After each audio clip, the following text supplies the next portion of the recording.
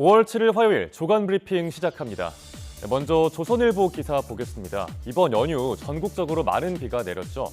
남부 지역을 중심으로 침수와 농경지 피해가 잇따랐고 70대 주민이 숨지는 사고도 있었습니다. 그런데 이번 5월 폭우가 올여름 장마의 예고편일 수도 있다는 내용을 담고 있습니다.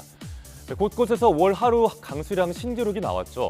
전남과 제주 지역에 집중적으로 쏟아졌는데 전남 광양엔 무려 198.6mm의 비가 하루 동안 내렸습니다. 계절의 여왕이란 말이 무색하게 많이 온 5월의 비, 가장 큰 원인은 일찍 발달한 북태평양 고기압이라고 합니다. 북태평양 고기압은 고온다습한 성질이 있죠. 보통 6월에서 7월쯤에 우리나라로 올라오는데 올해는 4월 말부터 한반도에 영향을 주고 있습니다. 따뜻한 남풍이 비구름대의 씨앗 역할을 한다고 합니다. 기상청에 따르면 5월, 6월에서 7월 강수량이 예년과 같거나 많을 확률이 80%라고 합니다. 작년에도 장마로 인한 수해가 한반도를 핥혔었는데 올해 피해가 더 클 수 있어서 우려되는 상황입니다. 다음은 동아일보 기사 보겠습니다. 자영업자들의 대출 연체율과 연체액이 모두 뛰면서 폐업률이 코로나19 팬데믹 때보다 높아진 점을 짚고 있습니다. 코로나 팬데믹 때 자영업자들은 대출로 버텼죠. 이제 코로나 국면은 끝났는데 고물가 고금리에 내수 침체도 길어지고 있습니다. 그러면서 예전에 받았던 대출이 부메랑으로 돌아온 겁니다. 작년 12월 말 기준 자영업자 대출 잔액은 1,109조 원을 넘겼습니다. 여기에 3개월 이상 연체 금액도 작년보다 50% 급증했습니다. 그런데 자영업자 중에 다중채무자도 절반 이상이라고 합니다. 이 다중채무자는 3곳이 넘는 금융기관에서 돈을 빌린 사람을 뜻하는데요. 즉, 제도권에서 대출을 받기 어려운 상황이란 말입니다.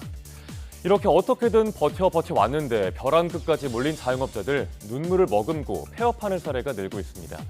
작년 외식업체 폐업률 살펴보니까 21.5%였다고 합니다.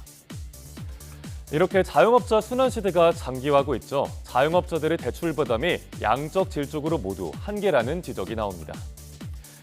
이번엔 세계일보 기사 보겠습니다. 이제 간식도 함부로 먹으면 안 되는 시대인 걸까요? 대마 성분이 든 젤리가 유통이 되고 있다고 합니다. 변종마약이 젤리나 쿠키 등의 형태로 버젓이 팔리고 있는 겁니다. 주로 해외에서 유통되고 있는 변종마약들, SNS나 온라인 쇼핑몰 직구로 쉽게 구할 수 있습니다. 이에 관세청도 주의를 당부했습니다. 대마가 합법인 나라들을 중심으로 기호품 형태의 대마 제품이 제조 유통되고 있다는 겁니다. 겉으로는 멀쩡해 보이는 간식이거나 화장품이라면 안에 마약 성분이 들었는지 구분할 수 없겠죠. 이런 변종 마약들 나도 모르게 섭취할 수 있겠습니다. 우리 일상에 퍼지면 또 다른 범죄에 악용될 수 있다는 우려도 나옵니다. 다음은 국민일보 기사입니다. 요즘 제로슈거 제품들 많죠. 아이스크림 시장도 마찬가지입니다.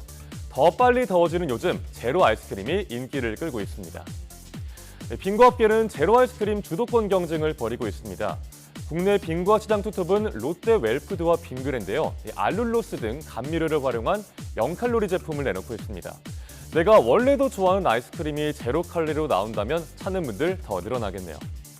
요즘 건강 생각해서 저당식 찾는 소비자들이 많죠. 업계에선 제로 아이스크림 경쟁에서 이기는 업체가 왕좌를 차지할 걸로 보고 있습니다. 마지막으로 경향신문 기사 보겠습니다. 이 접고 또 접는 폴더블폰 경쟁에 삼성전자와 화웨이, 애플까지 뛰어들었다는 내용입니다. 폴더블폰 시장은 삼성전자가 주도해왔습니다. 세계 시장 점유율이 2년 전엔 무려 80%였죠. 그런데 지난해부터는 60%대로 감소했습니다. 바로 중국 업체들이 빠르게 추격하고 있기 때문입니다. 삼성전자가 가만히 있진 않겠죠. 주름이 개선된 폴더블폰 신제품을 올 7월에 출시할 예정입니다. 화웨이는 2번 접는 트리플 폴더블 폰으로 맞불을 놓는다고 합니다. 여기에 애플까지 폴더블 폰 특허를 얻었습니다. 이르면 올 하반기나 내년 중에 출시할 거라고 하는데 이 거대 기업들의 폴더블 폰 경쟁에서 누가 웃을지 지켜봐야겠습니다. 5월 7일 아침 신문 살펴봤습니다. 지금까지 조간 브리핑이었습니다.